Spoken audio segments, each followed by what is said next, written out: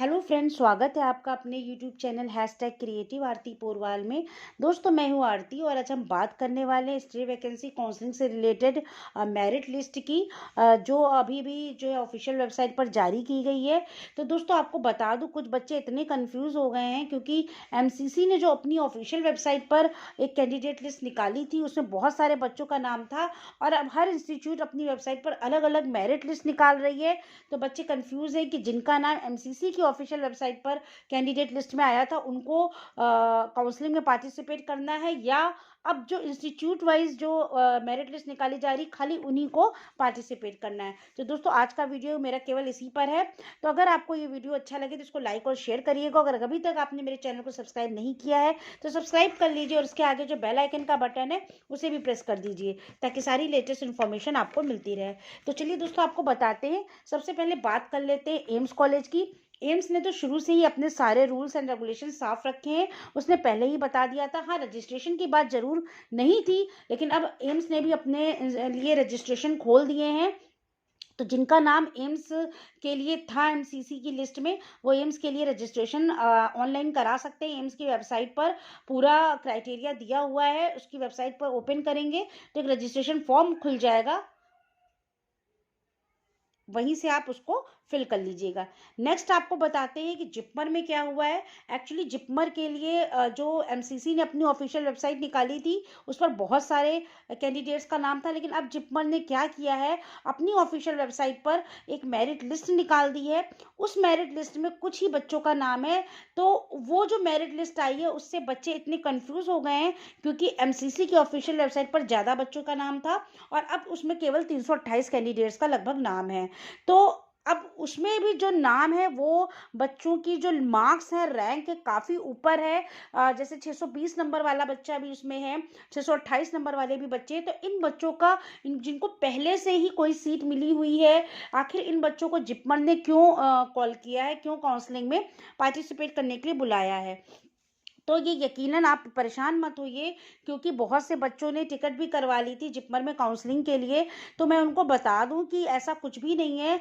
ये जो भी बच्चे हैं सारे जिपमर की काउंसलिंग में पार्टिसिपेट नहीं करेंगे, और अगर करेंगे भी तो इनको पहले से अगर कोई सीट मिल गई है तो ये स्टे वैकेंसी काउंसलिंग से सीट नहीं लेंगे। तो जो सीट रिमेनिंग रह जाएगी, तो मेरा ये मानना है कि जिपमर में फिर से जो है एक और राउंड होगा स्टे वैकेंसी का, काउंसलिंग का।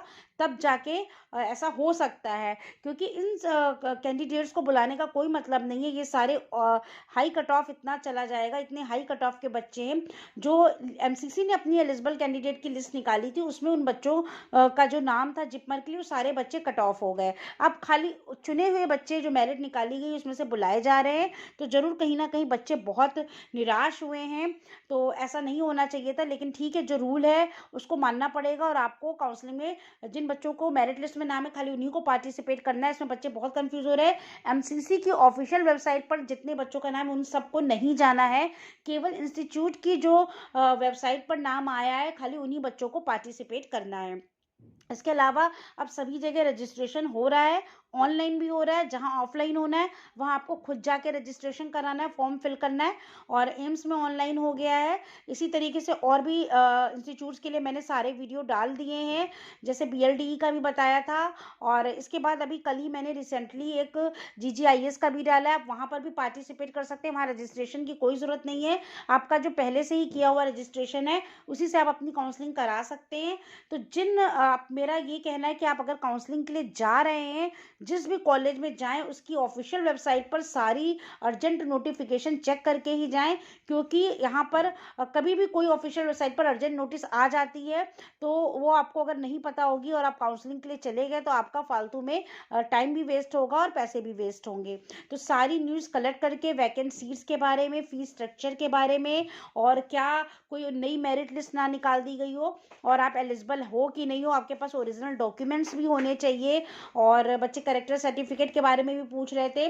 और एक चीज़ और, बच्चे नीट का जो लेटर है, कॉल लेटर के बारे में पूछ रहे हैं। वो कॉल लेटर जो है वो कुछ भी नहीं है। आपका जो नीट का एडमिट कार्ड है वो आपको ले जाना है, और रैंक कार्ड, मतलब जो स्कोर कार्ड आपने निकाला होगा ऑनलाइन, उसको आपको ले जाना है। और बाकी तो आपके सर्टिफिकेट सारे रहेंगे ही और सब ओरिजिनल होने चाहिए और आप टाइमली काउंसलिंग करा सकते हैं जो एलिजिबल हैं।